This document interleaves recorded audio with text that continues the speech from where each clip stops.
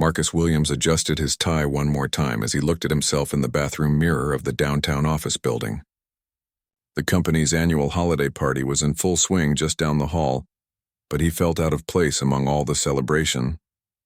As the only black maintenance supervisor in the building, he often felt like he was walking a tightrope between being professional and being himself. At 34, Marcus had been working double shifts for the past 3 years, ever since his wife Sarah passed away from cancer. His 8-year-old daughter Emma was his entire world now, and every overtime hour meant a better future for her. Tonight, however, Emma was safely tucked in at his mother's house, giving him a rare evening without parental duties. The party was supposed to end at 9, but Marcus knew his real work would begin after everyone left. He'd be the one cleaning up the mess, emptying the trash, and making sure the office was spotless for Monday morning. It was honest work, and he took pride in it, even if some people looked right through him as if he were invisible. As he walked back toward the main conference room where the party was happening, Marcus noticed his boss, Victoria Sterling, standing near the windows overlooking the city. She was holding a glass of champagne and laughing at something her assistant was saying, but even from across the room, Marcus could tell something was off. Victoria was usually composed and professional, but tonight she seemed different somehow. Victoria Sterling was the kind of woman who commanded attention without trying. At 31, she was the youngest department head in the company's history, having worked her way up from an entry-level position after graduating from business school. Her auburn hair was pulled back in an elegant updo, and she wore a navy blue dress that was both professional and festive. She was successful, intelligent, and seemed to have everything together. But Marcus had been observing people long enough to recognize when someone was putting on a brave face. He'd seen Victoria stay late countless nights, working long after everyone else had gone home. He'd noticed how she rarely took lunch breaks and how her office light was often the last one to go dark in the building.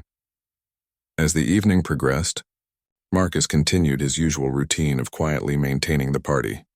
He refreshed the food stations, emptied overflowing trash bins, and kept the restrooms stocked. Most people barely acknowledged his presence, which he was used to.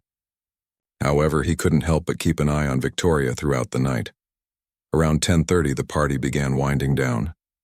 Employees started gathering their coats and saying their goodbyes. Marcus was collecting empty glasses from a table when he overheard Victoria talking to her friend Jennifer from accounting. "I'm fine to drive," Victoria was saying, though her words were slightly slurred. "I only had a couple of drinks." Jennifer looked concerned. "Vic, maybe you should call a taxi. You've been drinking steadily for the past 2 hours." "I said I'm fine," Victoria insisted, fumbling through her purse for her car keys. "I need to get home.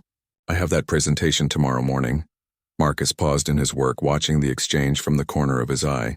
Victoria was clearly intoxicated, though she was trying hard to hide it. He'd seen this scenario play out too many times before, usually with tragic consequences that made the local news. Jennifer tried one more time. "At least let me call you an Uber." "No," Victoria said firmly, her professional demeanor slipping slightly. "I can handle myself. I always handle myself." There was something in her voice that made Marcus's chest tighten. It was the sound of someone who'd been carrying the weight of the world on her shoulders for too long. He recognized it because he'd heard that same tone in his own voice plenty of times since Sarah's death. As Jennifer reluctantly gave up and left with the remaining party guests, Marcus found himself in a dilemma. It wasn't his business, and Victoria Sterling certainly wasn't his responsibility. She was his boss, someone who lived in a completely different world than he did. She probably didn't even know his name, but Marcus thought about Emma, sleeping peacefully at her grandmother's house. He thought about all the other children who had parents that might not make it home safely tonight. He thought about Sarah and how she'd always taught him to do the right thing, even when it was uncomfortable. Victoria was struggling with her coat when Marcus approached her. She looked up, surprised to see him still there. "Excuse me, Ms. Sterling," he said quietly, his deep voice gentle but firm. "I couldn't help but notice you might need a ride home tonight." Victoria blinked at him, clearly trying to focus. "I'm sorry, do I know you?" "Marcus Williams," he said, extending his hand. "I'm part of the maintenance staff. I've been working here for about 3 years." She shook his hand, her grip unsteady. "Oh yes, Marcus, I'm fine, really. I can drive myself home." With respect, ma'am, I don't think that's a good idea, Marcus said carefully. I'd be happy to drive you home and call you a taxi back to get your car tomorrow. Victoria studied his face for a long moment. Maybe it was the alcohol, or maybe it was something else, but for the first time in months, someone was offering to help her without wanting anything in return. She was so used to handling everything on her own that the simple gesture caught her off guard. You don't have to do that, she said, though her voice had lost its earlier insistence. I know I don't have to, Marcus replied, but I'd feel a lot better knowing you got home safely. Victoria looked around the nearly empty conference room, then back at Marcus. There was something genuine in his eyes that she rarely encountered in her professional world. Most people wanted something from her, but this man seemed to simply care about her well-being. I live pretty far from here, she said weakly. That's okay. Marcus smiled. I've got nowhere else to be tonight. After another moment of hesitation, Victoria nodded slowly. All right. Thank you, Marcus. I appreciate it. As Marcus helped her with her coat and gathered her things, neither of them could have imagined that this simple act of kindness would change both of their lives forever. Sometimes the most beautiful stories begin with the smallest gestures, and tonight in a nearly empty office building, two lonely souls were about to discover that connection can happen in the most unexpected places. The elevator ride down to the parking garage was quiet, except for the soft hum of the machinery. Victoria leaned against the wall, her eyes closed, while Marcus stood respectfully on the other side of the small space. He couldn't help but notice how different she looked when she wasn't in full professional mode. The sharp edges seemed softer somehow, more human. This is embarrassing, Victoria mumbled as they reached the parking level. I never drink this much. I don't know what got into me tonight. Sometimes we all need to let loose a little, Marcus said kindly, guiding her toward his car. There's no shame in that. His vehicle was a well-maintained but older Honda Civic, clean inside and out despite its age. Marcus took pride in keeping everything in his life as neat and organized as possible, a habit he'd developed since becoming a single father. Victoria noticed the child's car seat in the back as he helped her into the passenger side. You have children? She asked, her words still slightly slurred but curious. A daughter, Marcus replied, starting the engine. Emma, she's 8. Victoria nodded slowly, processing this information. That's a beautiful age. They're still innocent, but starting to develop their own personalities. Marcus glanced at her, surprised by the thoughtful observation. You sound like you speak from experience. I was a nanny during college, Victoria said, settling into the seat. Helped me pay for school. I loved working with kids, but my career took me in a different direction. As they pulled out of the parking garage and onto the city streets, Victoria gave him her address. She lived in Maple Heights, one of the more upscale neighborhoods about 20 minutes away. Marcus had driven through that area before, but had never had reason to stop there. The first few minutes of the drive were quiet, with only the soft sound of jazz playing from Marcus's radio. Victoria stared out the window at the passing streetlights, her mind feeling clearer with each passing minute, but her emotions still raw from whatever had driven her to drink more than usual. Can I ask you something? Victoria said suddenly, turning to look at Marcus. Sure. Why did you offer to drive me home? You don't really know me, and I'm sure you had other things you'd rather be doing on a Friday night. Marcus considered his answer carefully as he navigated through a yellow light. My wife used to say that we're all just walking each other home in this life. Sometimes that's literal, sometimes it's not. But when you see someone who might need help getting home safely, you help them. Your wife sounds like a wise woman. Is she watching Emma tonight? Marcus's hands tightened slightly on the steering wheel. She passed away 3 years ago. Cancer. My mother is watching Emma tonight. Victoria sobered immediately, her alcohol-fogged mind clearing with sympathy. I'm so sorry, Marcus. I didn't know. It's okay, he said quietly. You couldn't have known. They drove in silence for a few more minutes, both lost in their own thoughts. Victoria found herself studying Marcus's profile in the dim light from the dashboard. He had kind eyes and strong hands, and there was something steady and reliable about his presence that she found comforting. Can I ask why you were drinking tonight? Marcus asked gently. You don't have to answer if it's too personal. Victoria was quiet for so long that Marcus thought she might have dozed off. When she finally spoke, her voice was barely above a whisper. Today marks 2 years since my father died, she said. He was the only family I had left. And work has been overwhelming lately. The promotion I got last year came with a lot of pressure and responsibility. Sometimes I feel like I'm drowning, but I can't let anyone see it because I have to be strong for my team." Marcus nodded, understanding. Grief has a way of sneaking up on you when you least expect it. And carrying all that responsibility alone, that's a heavy load. "Some days I feel like I'm just going through the motions," Victoria continued, the words flowing more freely now. "Wake up, go to work, come home to an empty apartment, go to sleep, repeat. I tell myself I'm successful and independent, but honestly, I'm just lonely most of the time." Her vulnerability surprised them both. Victoria Sterling didn't make a habit of sharing personal information with anyone, let alone an employee she barely knew. But there was something about Marcus's gentle presence that made her feel safe to be honest. "Loneliness is rough," Marcus said simply. "Even when you're surrounded by people all day, you can still feel completely alone. You understand that?" "More than you know," Marcus replied. "At work, I'm around people constantly, but most of them see right through me. Then I go home and try to be the best dad I can be for Emma. But some nights after she goes to bed, the quiet gets so loud it's deafening." Victoria turned to look at him more fully.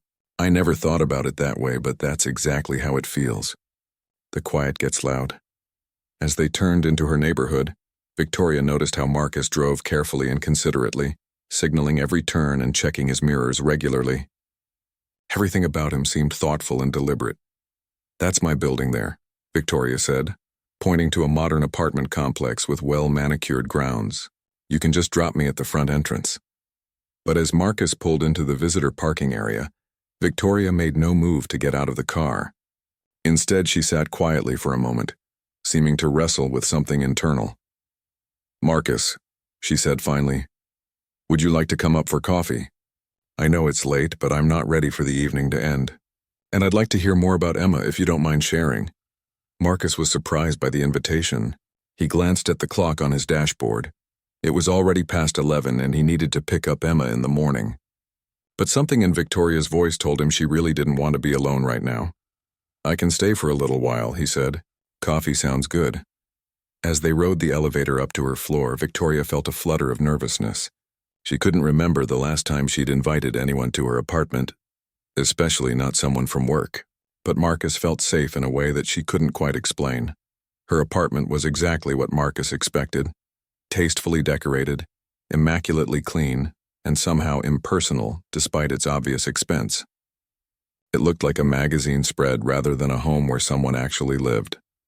"Make yourself comfortable," Victoria said, gesturing toward the living room while she went to start the coffee maker. "I'll just be a minute." Marcus sat on the edge of her pristine couch, careful not to disturb the decorative pillows. He looked around at the space, noting the lack of personal photographs or mementos. It was beautiful but sterile, much like the professional persona Victoria presented at work. When Victoria returned with 2 mugs of coffee, she had changed into more casual clothes, jeans and a soft sweater that made her look younger and more approachable. She tucked her legs under herself in the chair across from him and wrapped her hands around her mug for warmth. "Tell me about Emma," she said with genuine interest. "What's she like?" Marcus's entire demeanor changed when he talked about his daughter. His face lit up with pride and love as he described Emma's love for books, her terrible jokes, and her recent obsession with learning to play the guitar. "She sounds wonderful," Victoria said softly. "You're lucky to have each other." "I am," Marcus agreed. "She's the reason I get up every morning and work as hard as I do. Everything I do is for her future." As they talked late into the night, both Marcus and Victoria began to see glimpses of the real person behind the professional facades they wore each day. And for the first time in years, neither of them felt quite so alone. Marcus woke up on Victoria's couch at 6 in the morning, momentarily confused about where he was. The early morning light was filtering through her large windows, and he could smell fresh coffee brewing in the kitchen. They had talked until nearly 2 in the morning, sharing stories about their lives, their struggles, and their dreams for the future. Victoria appeared in the doorway wearing a silk robe, holding 2 steaming mugs. She looked embarrassed but grateful. "I can't believe you stayed all night," she said softly, setting a mug on the coffee table next to him. "I hope I didn't keep you from anything important." Marcus stretched and accepted the coffee gratefully. "Emma's at my mother's until 10, so I'm fine." "How are you feeling?" "Much better, thanks to you," Victoria said, sitting in the same chair she'd occupied the night before.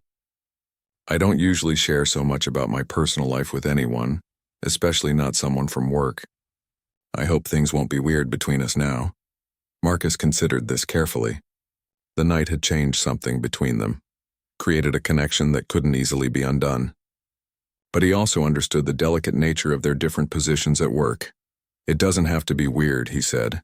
Last night we were just two people having an honest conversation. At work, we can be professional like always.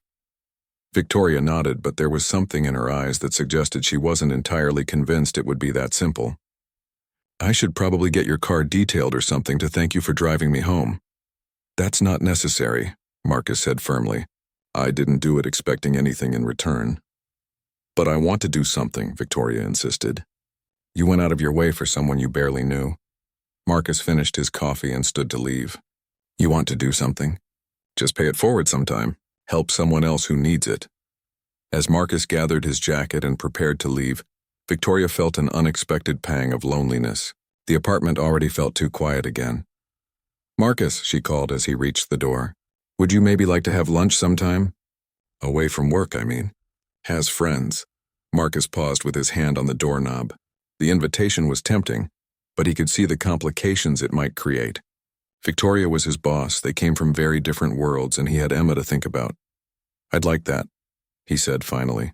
But maybe we should be careful about how we handle this. I don't want either of us to get in trouble at work. Victoria smiled. Of course. We'll be discreet. When Marcus arrived at his mother's house to pick up Emma, his daughter immediately noticed something different about him. Daddy, you look happy, Emma observed as she climbed into her car seat. Did something good happen? Marcus caught his mother's knowing look in the rearview mirror as she walked back to her house. Dorothy Williams had raised 5 children and had a sixth sense about these things. I just had a nice conversation with someone last night, Marcus told his daughter. Sometimes talking to new people can make you feel better. Like when I make a new friend at school, Emma asked. Something like that, baby girl. Over the weekend, Marcus found himself thinking about Victoria more than he probably should have. He wondered what she was doing in her pristine apartment, whether she was working as usual or actually taking some time to relax.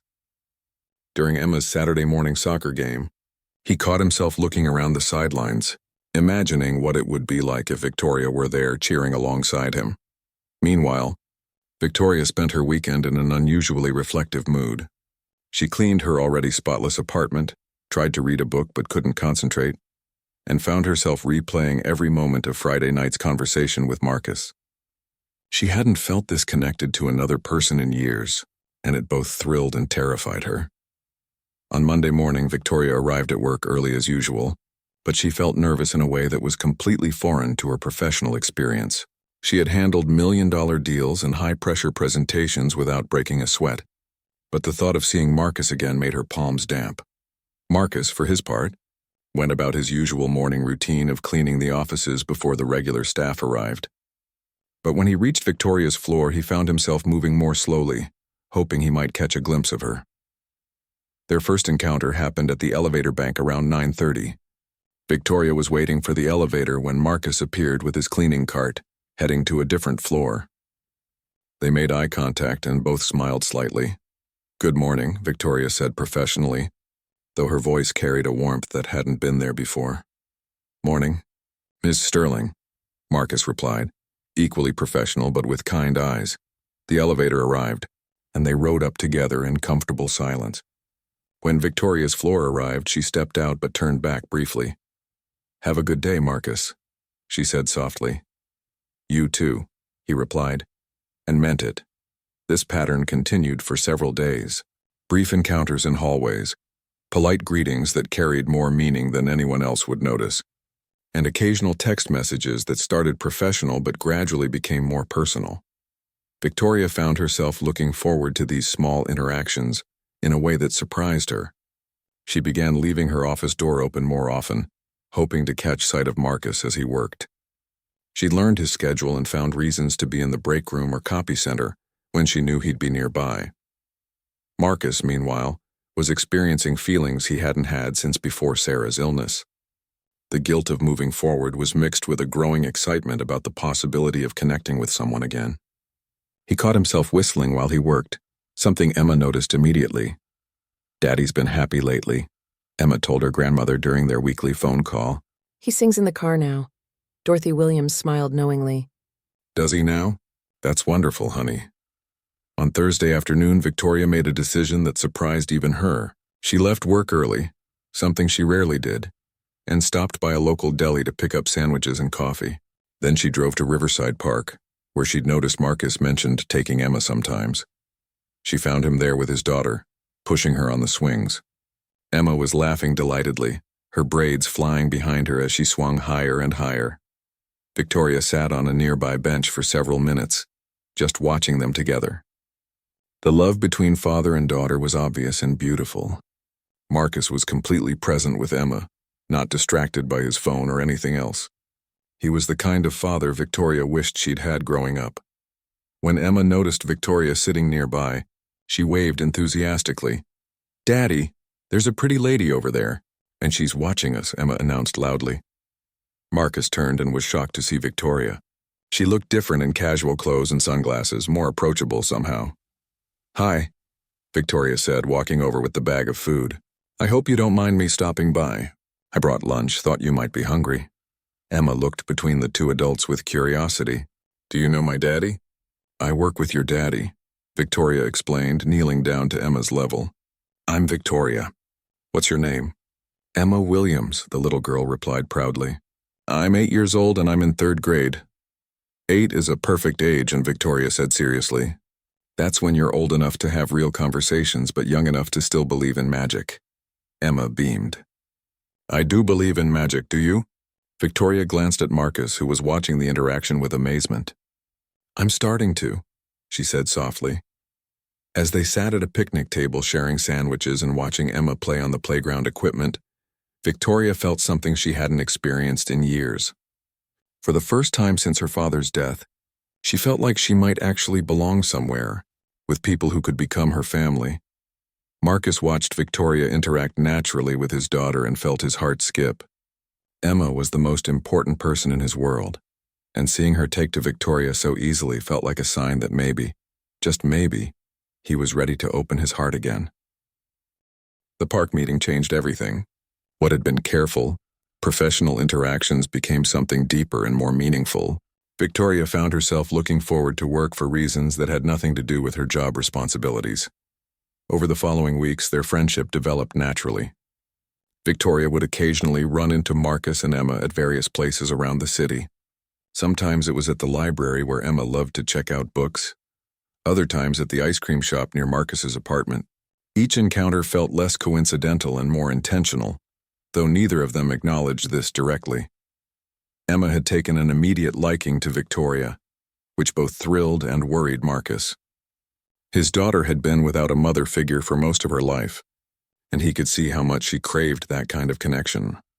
"Miss Victoria is really nice," Emma told her father one evening as they were making dinner together. "She knows a lot about books and she doesn't talk to me like I'm a baby." "She is nice," Marcus agreed, stirring the pasta sauce. "But remember, honey, she's just a friend. Don't get too attached." Even as he said the words, Marcus knew he was giving advice he wasn't following himself. He was becoming attached to Victoria, more than he'd thought possible after Sarah's death. Victoria, meanwhile, was experiencing her own internal struggles. She had never imagined herself as someone who would fit into a ready-made family. But she found herself daydreaming about Saturday mornings with Marcus and Emma, about helping with homework and attending school plays. One Friday evening, Victoria made a bold decision.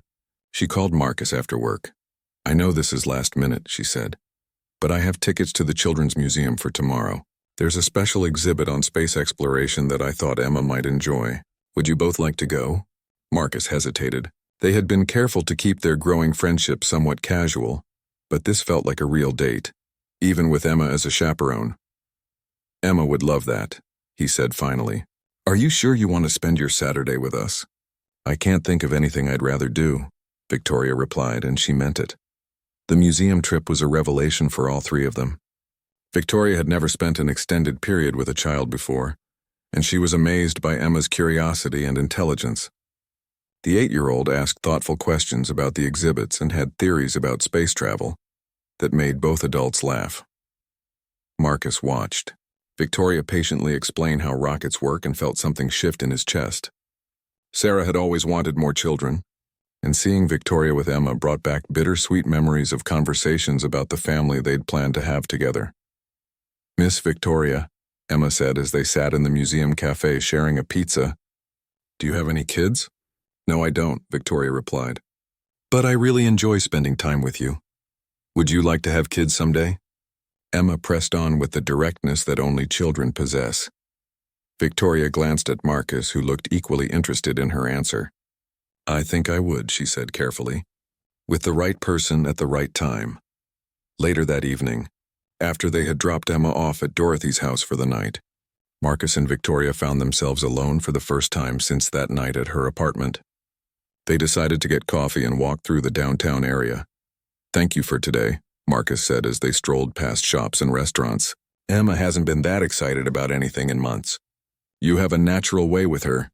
"She's an amazing kid," Victoria replied. "You should be proud of the job you're doing raising her." "Some days I feel like I'm barely keeping my head above water," Marcus admitted. "Being a single parent is the hardest thing I've ever done." Victoria stopped walking and turned to face him. "Marcus, from what I've seen, you're an incredible father. Emma is happy, intelligent, and secure. That doesn't happen by accident."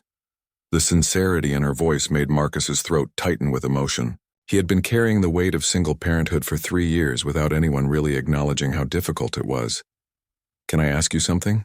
Victoria said as they resumed walking. "Sure." "What was your wife like?" Marcus was quiet for a long moment. Most people avoided mentioning Sarah as if talking about her would cause him pain. But Victoria's question felt genuine, not intrusive.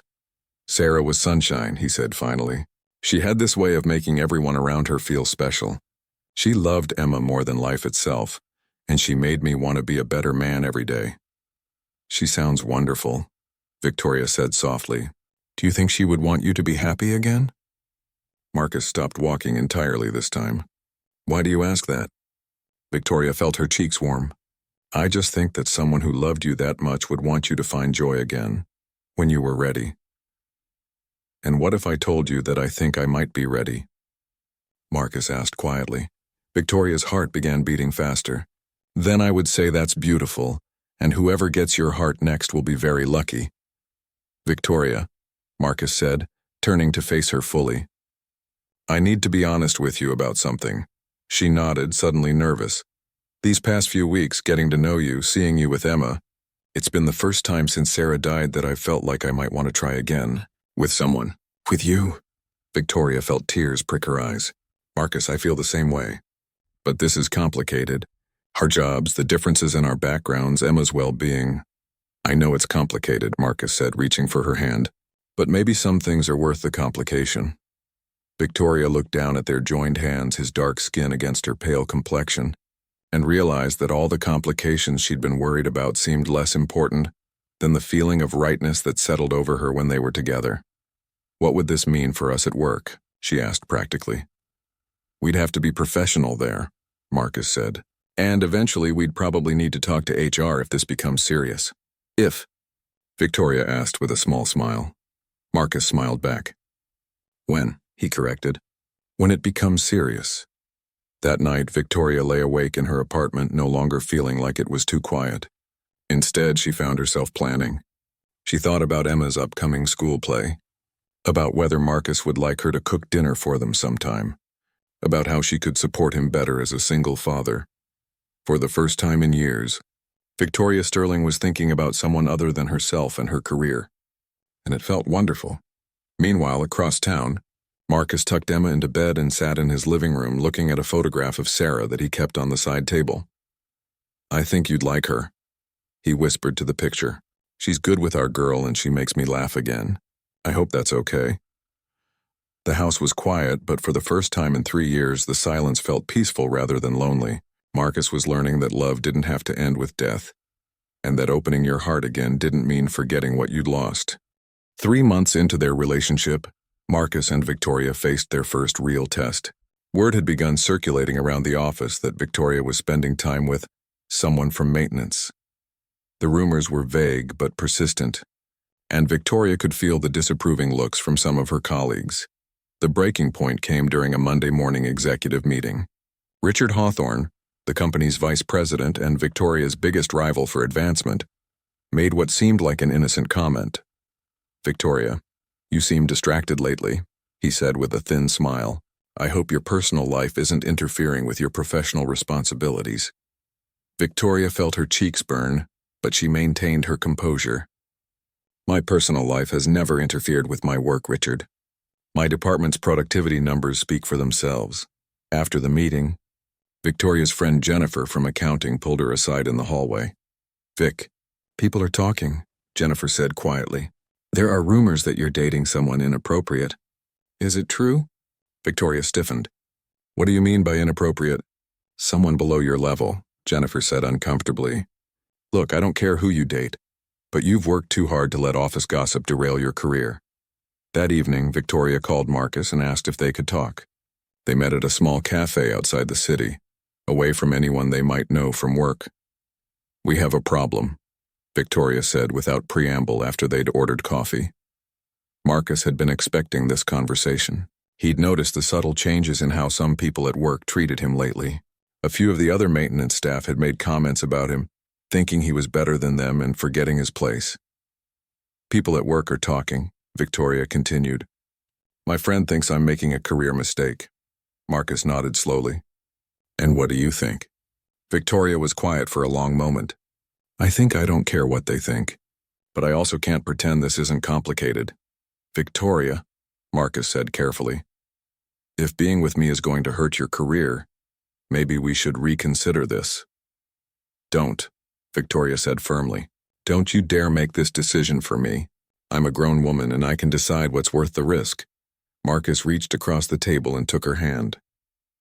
"Then what do you want to do?" "I want to be with you," Victoria said. "But I also think we need to be smart about this. Maybe we should talk to HR, make this official and above board." The meeting with Human Resources was scheduled for the following Friday. Victoria wore her most professional suit and prepared for the conversation as if it were a business negotiation. Marcus took a half-day off from his regular duties to attend. Patricia Wells, the HR director, was surprisingly supportive. "Workplace relationships aren't uncommon," she explained. "The important thing is transparency and ensuring there's no conflict of interest." She outlined the company's policy. They would need to sign disclosure forms. Victoria couldn't be involved in any decisions regarding Marcus's employment or compensation, and they would both be expected to maintain professional behavior at work. "This is all very standard," Patricia said. "I'm glad you came forward voluntarily. It shows maturity and professionalism." As they left the HR office, Victoria felt a weight lifted from her shoulders. "That went better than I expected," she said. "Yeah," Marcus agreed. "Now we just have to deal with everyone else." The real challenge came from an unexpected source, Marcus's family. Dorothy Williams had been thrilled when her son started dating again, but when she learned that Victoria was white and his boss, her enthusiasm cooled considerably. "Baby," Dorothy said to Marcus during one of their weekly dinners, "are you sure this woman really cares about you? Because from where I'm sitting, it looks like she's just playing around with someone she sees as safe and temporary." Marcus set down his fork, surprised by his mother's bluntness. "Mom, Victoria isn't like that. You'd understand if you met her." "I've met plenty of white women who think they're being adventurous by dating a black man," Dorothy replied. "What happens when she gets tired of the novelty? What happens to Emma when this woman decides she wants to go back to her own kind?" "Mom!" Marcus said sharply. "That's not fair, and it's not Victoria." Emma looked between her father and grandmother, sensing tension but not understanding it. "Daddy, are you and Miss Victoria fighting?" "No, baby girl," Marcus said gently. "Grandma and I are just having a grown-up conversation." Dorothy softened when she saw Emma's worried face. "Come here, sweetheart," she said, pulling her granddaughter onto her lap. "Grandma's not mad at anybody. I just worry about you and your daddy sometimes."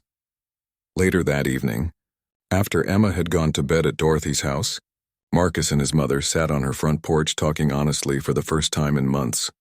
"I'm not trying to hurt you," Dorothy said quietly, "but I watched what losing Sarah did to you, and I watched you put yourself back together piece by piece for Emma's sake. I don't want to see you get hurt again." "I understand your concerns," Marcus replied, "but Victoria isn't Sarah, and this isn't the same situation. Victoria loves Emma, And she makes me happy in a different but equally real way. And what about the practical things? Dorothy pressed. She's got money and education and connections. What happens when she realizes you can't give her the lifestyle she's used to? Marcus was quiet for a long moment. Maybe she will realize that, he said finally. But I have to trust that she knows what she wants. And I have to believe that what we have together is worth more than money or status. Meanwhile, Victoria was having her own difficult conversation with her best friend from college, Amanda, who had driven down from Chicago for a weekend visit. I just want to make sure you've thought this through, Amanda said as they sat in Victoria's living room with a bottle of wine. You're talking about dating a single father who works in maintenance. That's a lot of complications. What's that supposed to mean? Victoria asked, her voice growing cold. I mean, you've worked your ass off to get where you are, Amanda explained. You're successful, educated, financially secure. Why would you want to take on someone else's problems? Victoria stood up abruptly. Emma is not a problem. She's a wonderful little girl who deserves love and stability. I'm not saying anything against the kid, Amanda backtracked. But realistically, Victoria, what do you have in common with this guy? You went to private schools and traveled to Europe every summer. He's probably never been out of this state. You know what Marcus and I have in common? Victoria said, her voice rising. We both know what it's like to lose someone we love. We both understand the value of hard work and taking care of family. We both believe in treating people with kindness and respect, regardless of their background. Amanda held up her hands. Okay. I'm sorry. I can see this is important to you. It is important to me, Victoria said, sitting back down. For the first time in my adult life, I'm with someone who sees me for who I really am, not just what I can do for them professionally or socially. The external pressures were challenging, but they also served to strengthen Marcus and Victoria's relationship. They learned to communicate more openly about their fears and concerns. Marcus shared his worries about not being able to provide Victoria with the lifestyle she was accustomed to, while Victoria expressed her anxieties about being accepted by his family and community. I don't need expensive restaurants or fancy vacations, Victoria told him one evening as they walked through his neighborhood after having dinner at a local soul food restaurant. I need someone who makes me laugh, who challenges me to be better, and who loves me for who I am. You do all of those things, and I don't need you to be anything other than yourself, Marcus replied. Emma and I both love the real Victoria, not some version you think you need to be. They established new routines that worked for all three of them. Sunday mornings became pancake breakfast days at Marcus's apartment, where Victoria would help Emma with her homework while Marcus did laundry and meal prep for the week. Friday nights were movie nights, with Emma choosing films that usually involved animated characters and happy endings. Victoria found herself looking forward to these simple domestic moments more than any business dinner or professional achievement she'd ever experienced. She loved hearing about Emma's school day, helping her practice reading, and listening to Marcus's plans for their future. One evening, as Victoria was reading Emma a bedtime story, the little girl looked up at her seriously. Miss Victoria, Emma said, do you think you might want to be my new mommy someday? Victoria's heart stuttered. What makes you ask that, sweetheart? Because you take care of me and Daddy like mommies do, Emma explained with 8-year-old logic. And you make Daddy smile the way he used to when Mommy was here. Victoria glanced at Marcus, who was standing in the doorway listening. His eyes were soft with emotion. I think your daddy and I need to talk about things like that, Victoria said gently. But I want you to know that I love spending time with you and I care about you and your daddy very much. Emma nodded seriously. Okay, but I think you'd be a really good mommy. After Emma fell asleep, Marcus and Victoria sat on his small balcony talking quietly. She's been asking me about that too, Marcus admitted. About whether you might become her new mom. How do you feel about that? Victoria asked. Marcus took her hand. Terrified and hopeful at the same time, he said honestly. I never thought I'd want to get married again after Sarah, but with you, I can see it. I can see us as a real family. Victoria felt tears prick her eyes. I can see it too, she whispered. Despite all the challenges and outside pressures, Marcus, Victoria, and Emma were slowly but surely becoming the family they had all been searching for. 6 months into their relationship, Marcus and Victoria faced their biggest challenge yet. It started with what seemed like a routine day at the office. but quickly spiraled into something that would test everything they had built together. Victoria was in her office reviewing quarterly reports when her phone buzzed with a text from Marcus. Emergency with Emma. Had to leave work early. We'll call you later. Her heart immediately began racing. Marcus never left work early unless something was seriously wrong. She tried calling him, but his phone went straight to voicemail. For the rest of the afternoon, Victoria found it impossible to concentrate on anything. It wasn't until 8 o'clock that night that Marcus finally called her back. His voice was strained and exhausted. Emma's in the hospital, he said without preamble. She had an asthma attack at school. A bad one. They had to call an ambulance. Victoria grabbed her purse and keys. I'm coming there right now. Which hospital? Victoria, wait, Marcus said. My family is here. My mom, my sister, my uncle. This might not be the best time. Victoria stopped in her tracks. What do you mean? Marcus sighed heavily. They don't know about us. I mean, they know I'm dating someone, but they don't know it's you. And right now, with Emma sick, I can't deal with their judgment on top of everything else. The words hit Victoria like a physical blow. After 6 months together, Marcus still hadn't told his family about her. She understood the complications, but in this moment of crisis, being excluded felt like betrayal. So what am I supposed to do? Victoria asked, her voice tight with hurt. Just wait at home while the person I love deals with a family emergency? I'm not saying you don't matter, Marcus said desperately. I'm saying the timing is horrible. My mother is already upset about Emma being sick, and if I introduce you now as my white boss, she's going to think I'm rubbing it in her face. Victoria sat down hard on her couch.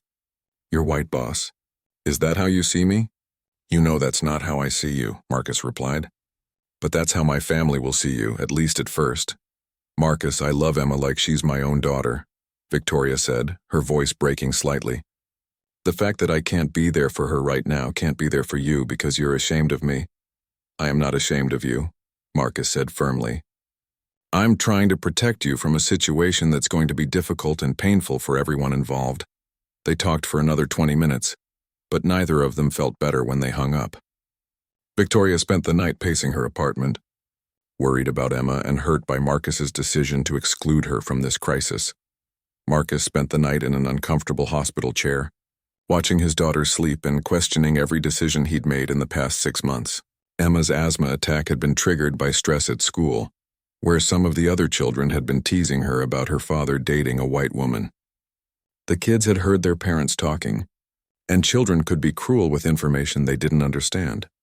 By morning, Emma was stable and ready to go home, but the emotional damage from the incident lingered for everyone involved. Dorothy Williams sat with her son in the hospital cafeteria while Emma napped, and her expression was troubled. Marcus, baby, I need to ask you something, and I want you to be honest with me, Dorothy said. Is Emma's stress about this woman you're dating? Marcus rubbed his tired eyes. Some kids at school have been teasing her about Victoria. But Mom, that's not Victoria's fault. I'm not saying it's her fault, Dorothy replied, but maybe it's a sign that this relationship is causing more problems than it's worth. Emma loves Victoria, Marcus said quietly. She's been happier in the past 6 months than she's been since her mother died. Then why is she stressed enough to have an asthma attack? Marcus didn't have a good answer for that question. He knew the stress wasn't really about Victoria herself, but about the complications that came with their relationship.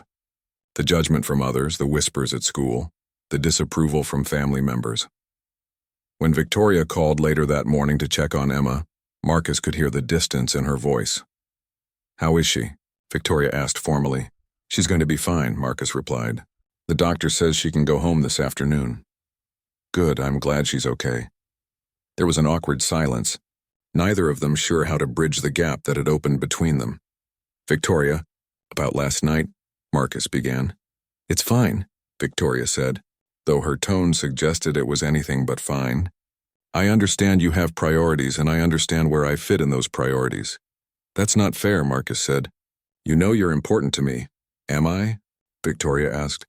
Because from where I'm sitting, it feels like I'm something you're willing to enjoy in private but not defend in public.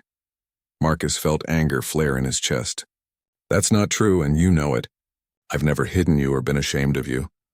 You wouldn't introduce me to your family during a crisis because you were worried about their judgment, Victoria pointed out. How is that not hiding me? The argument continued for several more minutes before Victoria finally said, maybe we both need some time to think about what we really want from this relationship. That evening, Marcus sat on his couch with Emma curled up next to him, both of them emotionally drained from the past 24 hours. Daddy, Emma said quietly, are you and Miss Victoria breaking up? Marcus's heart clenched. Why do you ask that, baby girl?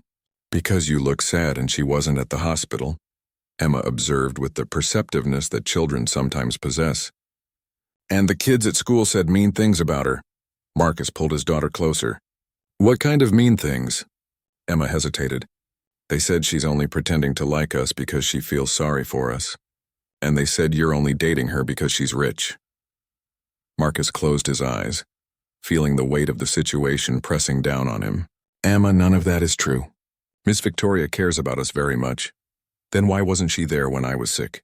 It was an innocent question, but it cut right to the heart of Marcus's dilemma. How could he explain to an 8-year-old that sometimes love wasn't enough to overcome the complications that adults created? Meanwhile, Victoria was having her own crisis of confidence. She sat in her office the next day, staring out the window and questioning everything about her relationship with Marcus. Her friend Jennifer knocked on her door and came in without waiting for permission. You look terrible, Jennifer said bluntly. What's going on? Victoria found herself telling Jennifer everything. About Emma's hospital visit, about being excluded, about the growing pressure from all sides of their relationship. Vic, Jennifer said gently, maybe this is a sign that you're trying to force something that isn't meant to be. Or maybe it's a sign that we need to fight harder for what we have, Victoria replied. I love them, Jen. I love Marcus and I love Emma like she's my own child. But love isn't always enough, Jennifer pointed out.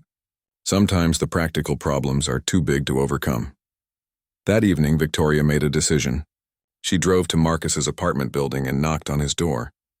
When he answered, she could see the surprise and uncertainty in his eyes. We need to talk, she said simply. Emma's doing her homework, Marcus said, stepping aside to let her in. Hi, Miss Victoria. Emma called from the kitchen table, her face lighting up despite everything that had happened. Hi, sweetheart, Victoria said, kneeling down to hug the little girl. How are you feeling? Much better, Emma replied. I missed you yesterday. I missed you too, Victoria said honestly. After Emma finished her homework and went to bed, Marcus and Victoria sat across from each other in his living room, both of them knowing that this conversation would determine the future of their relationship. I've been thinking a lot about what happened, Victoria began, about all the obstacles we're facing and whether we're being fair to Emma by continuing this relationship. Marcus's heart sank. Victoria, let me finish, she said gently. I've been thinking about all of that, and I've realized something important. Every relationship worth having faces challenges. The question isn't whether we'll face obstacles. It's whether we'll face them together or let them tear us apart. Marcus looked up, hope flickering in his eyes. I love you, Victoria continued. And I love Emma. I want to meet your family even if it's uncomfortable at first. I want to be there for the crises and the celebrations. I want to be part of your life, really part of it, not just the easy parts. Marcus reached for her hands. Are you sure? Because it's not going to be easy. My family is going to be suspicious. People at work are always going to have opinions, and Emma's going to face challenges because of our relationship. I'm sure, Victoria said firmly, but I need to know that you're sure too. I need to know that when things get difficult, you're not going to shut me out to protect me or anyone else. Marcus pulled her into his arms. I'm sure, he whispered against her hair. I'm sorry about the hospital. I was scared and I handled it badly. I want you in our lives, Victoria. All of our lives, including the messy and complicated parts. As they held each other on Marcus's couch, both of them understood that they had just crossed a crucial threshold in their relationship. They were no longer just dating. They were choosing to build a life together, regardless of the challenges that lay ahead. 1 year later, Victoria stood in the bathroom of Marcus's apartment, staring at her reflection in the mirror. Today was the day she would finally meet his entire extended family at Emma's 9th birthday party. After months of gradual introductions and careful relationship building, this would be the first time everyone would be together in one place. You look beautiful, Marcus said, appearing in the doorway behind her. And nervous. Terrified, Victoria admitted, adjusting her simple sundress for the third time. What if they still don't accept me? Marcus wrapped his arms around her from behind, meeting her eyes in the mirror. Then that's their loss, he said softly. But I think you'll be surprised. My mom has come a long way since that first hospital incident. He was right. Dorothy Williams had slowly warmed to Victoria over the past several months, especially after seeing how devoted Victoria was to Emma's well-being. The breakthrough had come 3 months ago when Emma had a minor accident at school, and Victoria was the first person the school called. Dorothy had arrived at the school nurse's office to find Victoria holding Emma's hand, speaking softly to her and making her laugh despite a scraped knee and bruised ego. She was here before I was, Dorothy had told Marcus that evening, and she was treating our Emma like her own child. The birthday party was being held at the community center in Marcus's neighborhood. As they walked in carrying Emma's cake and presents, Victoria could feel dozens of pairs of eyes on them. The conversation didn't stop, but it definitely shifted. Emma, however, was in her element. She ran immediately to her grandmother, then to her cousins, introducing Victoria to everyone as my almost new mom. The casual declaration made Victoria's heart skip and brought tears to Marcus's eyes. Emma, Marcus said gently, we've talked about this. Victoria and I aren't married yet. Yet, Emma said with 9-year-old confidence. But you're going to be, right? Victoria and Marcus exchanged looks over Emma's head. They had been talking about marriage more seriously in recent months, but they hadn't made any official decisions. We'll see, baby girl, Marcus said, ruffling her braids. The party progressed better than Victoria had dared to hope. Marcus's sister Denise was friendly and included Victoria in conversations about work and Emma's school activities. His uncle Robert, initially skeptical, found common ground with Victoria over their shared love of jazz music. Even the cousins and neighborhood, friends who had been wary at first, seemed to accept her presence as they watched her interact naturally with Emma. The real test came when Dorothy pulled Victoria aside during the party. Can we talk? Dorothy asked, gesturing toward a quieter corner of the room. Victoria nodded, her stomach fluttering with nerves. I owe you an apology, Dorothy said without preamble. I judged you before I knew you, and that wasn't fair. Mrs. Williams, you were protecting your family, Victoria replied. I understand that. Maybe, Dorothy said, but I also wasn't giving you a chance to show me who you really are. These past few months watching you with Emma, seeing how you've supported Marcus, you're not what I expected. What did you expect? Dorothy smiled slightly.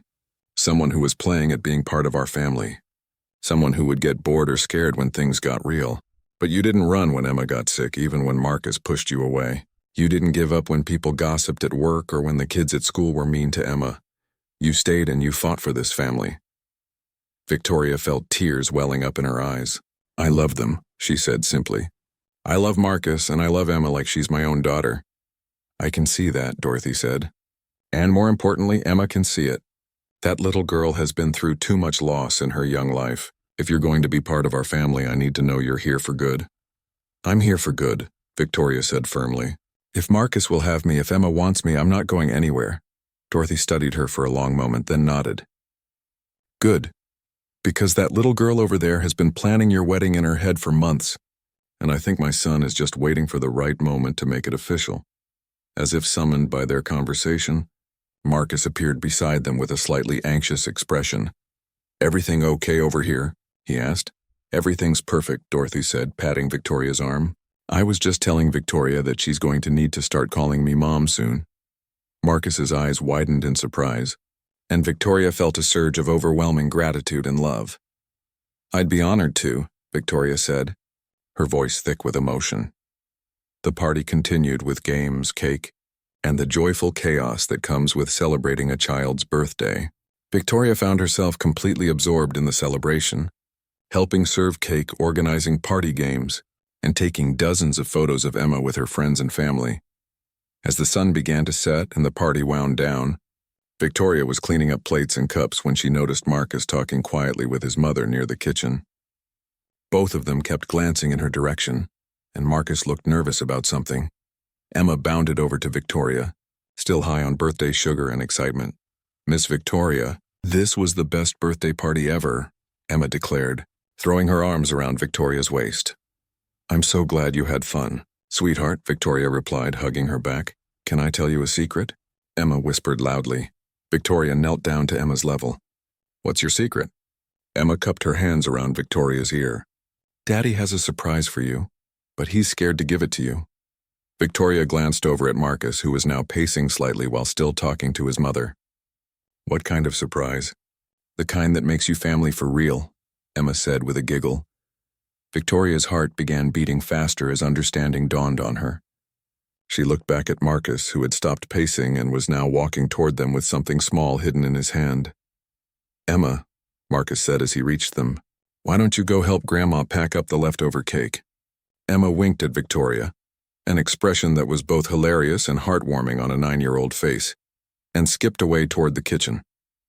Marcus knelt down beside Victoria, both of them at Emma's eye level even though she was across the room. "Victoria," Marcus began, his voice slightly shaky, "a year and a half ago, you drove me home from a party and changed my entire life." Victoria felt tears starting to form as she realized what was happening. "You brought light back into our world when I thought Emma and I would just be getting by forever. You made us a family, a real family, and I can't imagine our lives without you."